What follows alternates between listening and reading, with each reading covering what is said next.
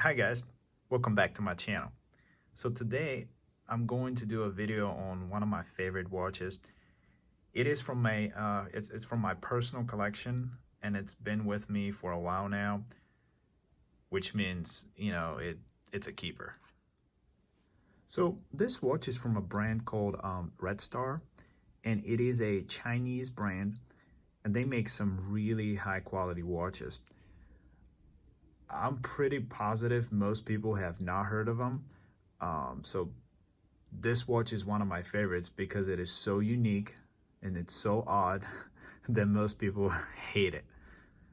And that's fine. That it is what it is. So this is called a jumping hour watch. So this watch was actually introduced during the Basel 2019 watch show. I know, pretty shocking, right? Because this is the last type of watch you would think they'll show at such a popular and luxurious event. So if you're not familiar with a jumping hour watch, it is actually very simple. And before I go into details, let me zoom in a little bit. Okay. So it basically, you have the hour in a window, which is right here. That's a 7 there. I'll zoom in a little bit more. Okay, so your hour is in the window, and then that's usually at 12 o'clock. And you only have one hand, which is the minute hand. So I'm gonna go ahead and pop the crown, and I'm gonna move the minute hand. Okay, so this is your minute hand, right? So then you only have your minute hand. Now, once we complete a full revolution, the hour is gonna change, and I'm gonna show you that. Let's see. So this should jump to 8 if I do this correctly. Bam. You see that?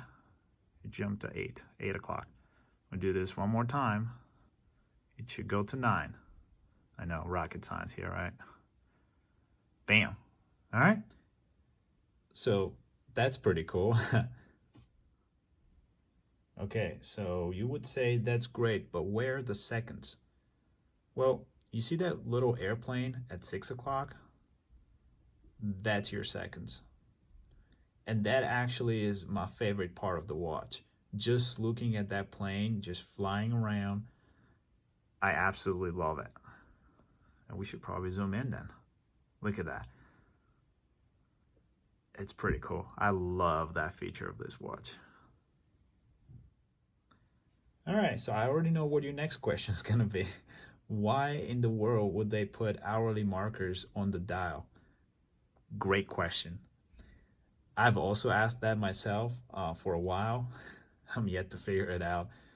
But my theory is that this is just for decoration because it obviously is not needed since we have the jumping hour.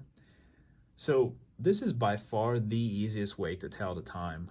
I think those hour markers are there just to kind of confuse people. Well, let me know, what do you think? Why did they put the hour markers all over the dial and not just big minute markers instead? That would make more sense, right? Okay, so let's talk specs here.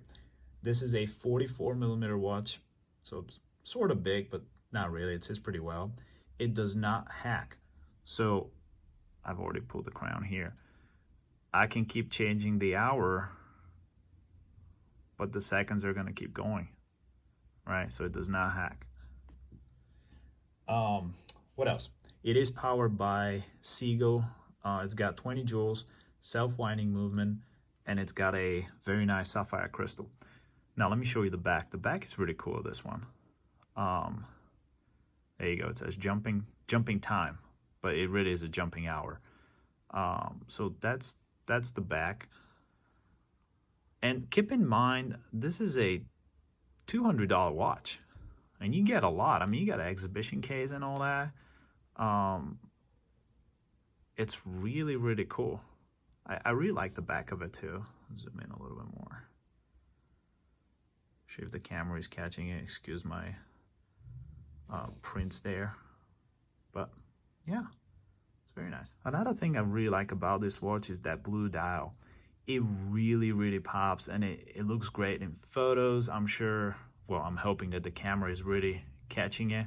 But it's a really cool blue dial. It's absolutely mesmerizing just looking at it. The lume. Okay, so it's not great on this one.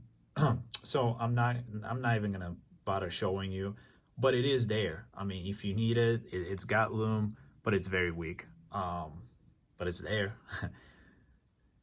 So overall, this is a very unique watch that you will either love it for what it is or absolutely hate it and call it ugly. And that's okay. I don't care. I mean, there's a lot of people that are going to call this thing ugly.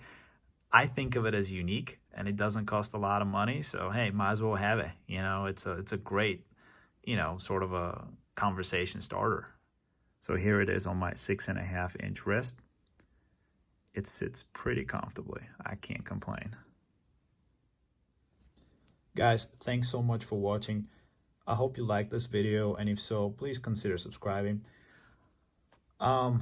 Before I go, I have an incoming watch, and it is the new limited edition G-Shock, aka the Tron. It's the one that's got that grid pattern. So watch out for that unboxing next week. All right, guys. Thank you. See you.